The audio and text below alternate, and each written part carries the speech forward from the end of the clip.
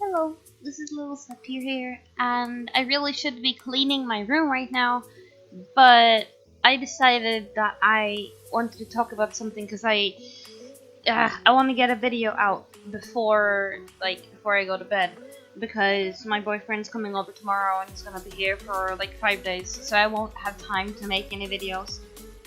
So I kind of want to make this before yeah, before I forget what I wanted to say.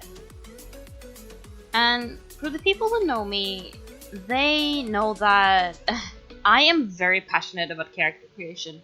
And like my characters are like they're my children. I love my OCs so much. And back when I still made fan characters and stuff, which I mean I have a few Homestuck fan trolls. And I do have a heap of Sonic fan characters that I abandoned long ago. But at least creating characters was like one of my favorite things to do back then. And it still kind of is. It's just that creating stories and stuff is something, or like stories and bios and all of that is something that I still kind of struggle with to this day. Even though I've been creating characters for so many years. Like I posted my first Sonic fan character online in 2006. And I've kind of been like designing a bunch of characters like back when I was younger as well, like very very small. Like I had an imaginary friend and a bunch of things like that. And I always enjoyed role playing and writing stories and stuff like that. So it is something that I am aware is quite difficult at times. Like not everyone is going to be amazing at like that.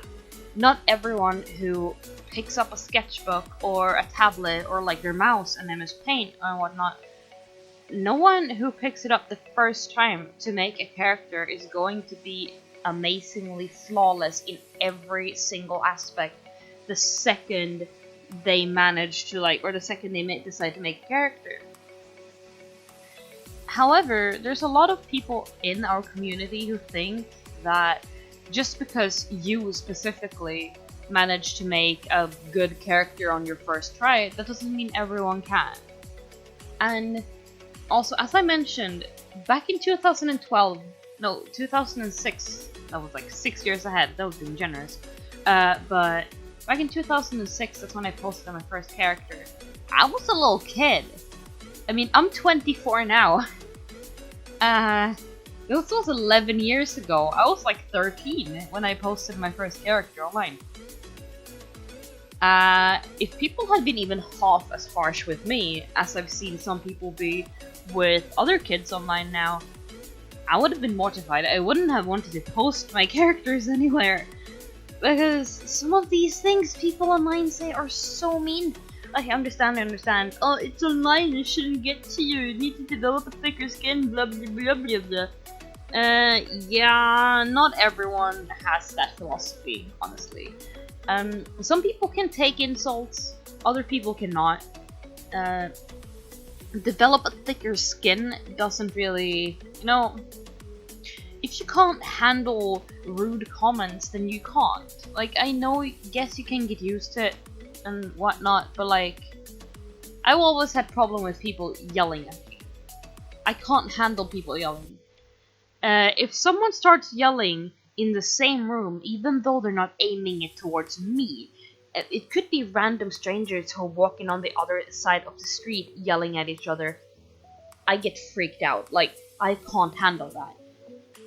So I guess it is a bit of a panic trigger for me, I guess. Like, I don't know, but I have social anxiety, so that kind of fucks with me, I guess. But anyhow, some people might not be able to handle it, and as I mentioned earlier, a lot of these people might actually be young kids who are just starting out. And like, I understand if it bothers you that their character might be, I don't know, an alicorn princess whose magic is stronger than Twilight Sparkle, Celestia, and Luna and Cadence together, who single-handedly defeats all of the bad guys and also has this like super tragic backstory where her parents were brutally murdered, and she's also a vampire and whatever. Like, I understand if that bothers you. I can understand. It's like with any fandom. I just took My Little Pony as an example. But the thing is, young kids or a few people who are just starting out with character creation, they have a lot of things that they really enjoy and want to implement in their character, and they haven't quite learned yet that you can spread it out in different characters. So they're like shoving all of these things into the same character and turning it into a complete and utter train wreck.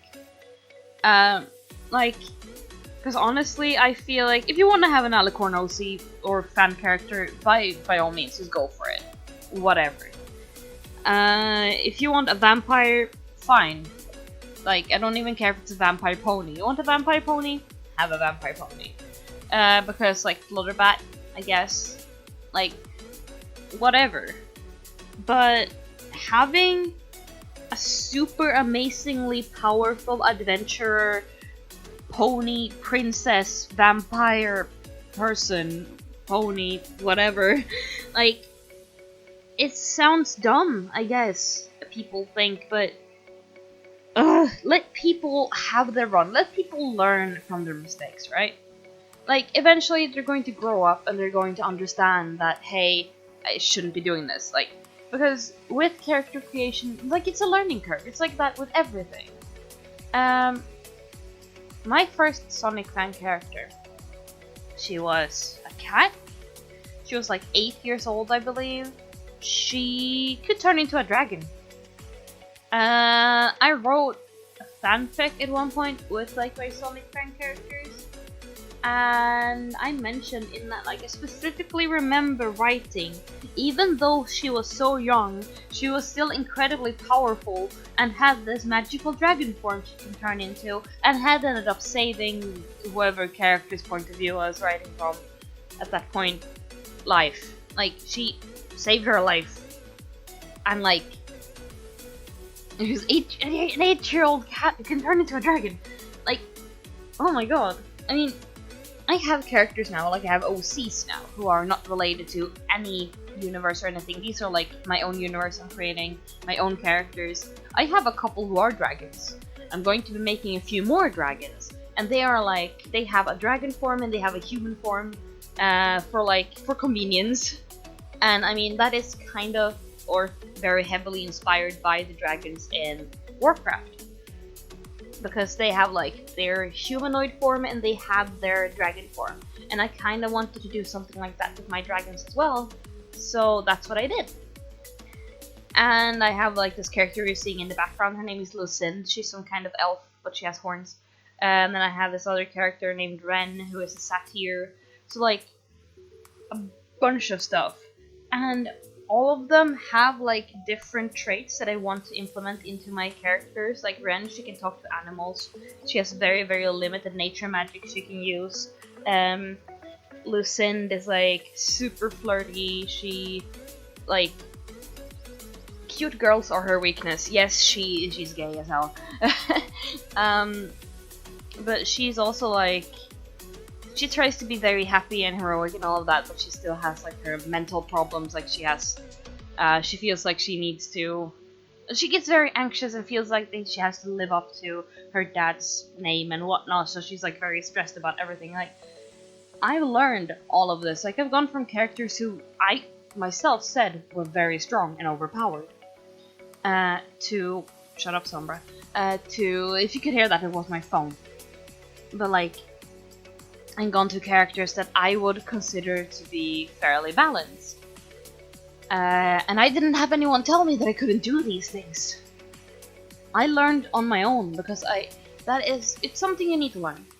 No one is great at what they're doing from the get-go. Also, I guess I should also throw in a little bit here quickly that some people who are doing character reviews are focusing too much on the art and being like, yeah, the anatomy is off, like this and that and that and this, and going off on how badly drawn the character is, even though like they're having their character reviewed, not the backstory. Like, their art skill shouldn't really define a character entirely. Because, example, my boyfriend, he used to roleplay a lot in World of Warcraft. he still kind of does back and forth. And he doesn't draw, but he has managed to like written, or not written, he has them like saved in his head, I guess, backstories and like a bunch of like personality traits and all of that for his characters, even though he doesn't draw them. So someone's artistic ability shouldn't really, you know, that shouldn't affect whether or not a person is good at character creation. Which is also why I don't entirely mind people using bases. I do to some extent, but that's another video for another time. But like, or character generators and stuff. Like, if you want to do that, sure. If you can write a character that's interesting, by all means, go ahead and do that. And I feel that we who have more experience with character creation and like who are drawing them out ourselves and whatnot, instead of putting these other people down for not being on the same level as us, I guess, like, instead of being like, oh, well, you're stupid, your character's garbage, oh my god, your character's fucking Mary Sue, you can't even draw your own art, you used a fucking base or a character generator for this, like, what's wrong with you? Oh my god, get the fuck off the internet, this is cancer, this is so cringeworthy, oh my god, this character is so bland.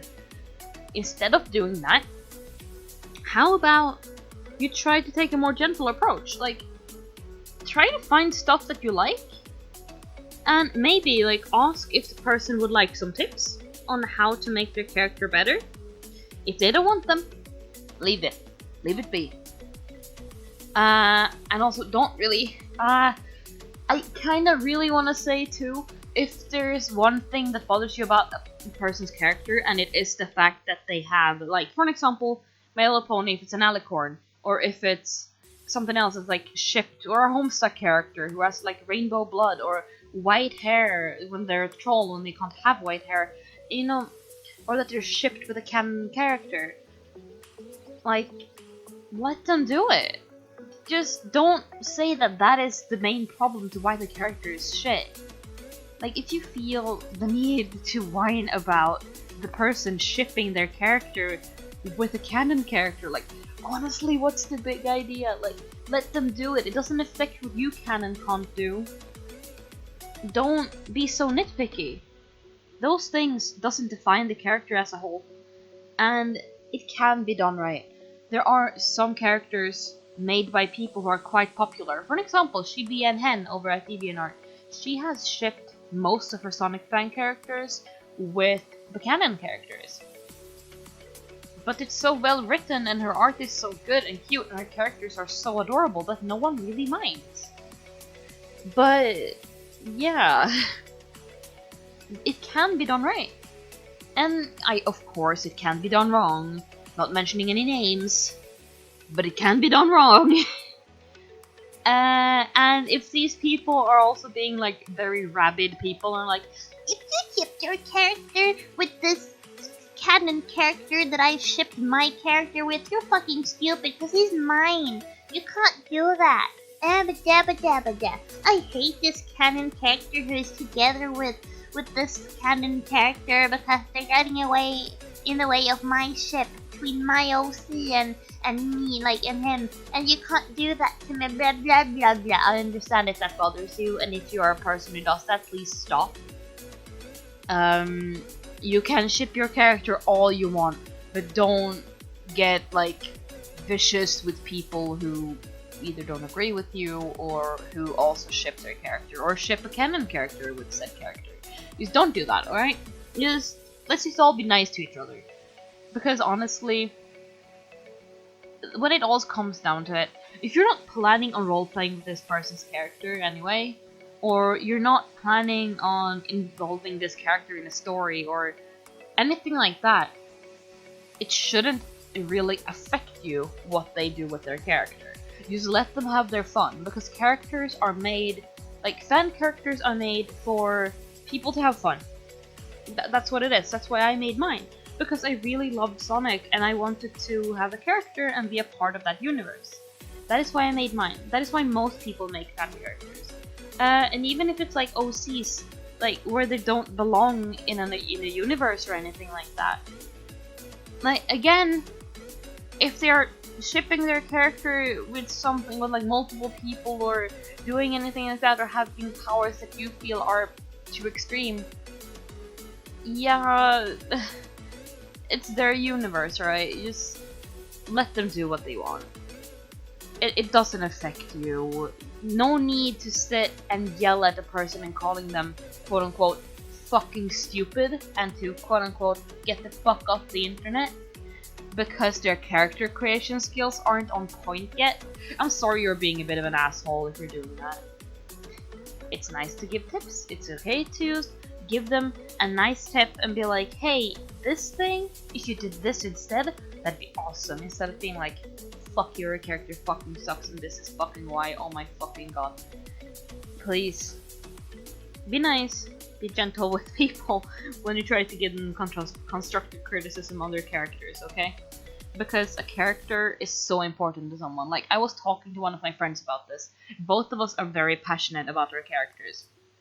And if someone came up to either of us and told us that your character sucks, your character is absolutely terrible, I would actually be kind of hurt. Because I put myself so much into my characters. I spend so much time on trying to get them to be good and to something that I like working with. Yeah. I mean, my characters aren't amazing, I know. They have flaws that I should probably fix, but it works for what I'm doing, so yeah, whatever. Like, I wouldn't like if people said even half of the things I've seen people say to young children who are just starting out. So please, stop being douchebags. I'm repeating myself, so I'm going to be ending it here on the note with, be gentle with people. Don't judge people entirely upon their character creation skills. Okay, that was all I had to say. Thank you so much for watching, and I talk to you guys some other time. Goodbye.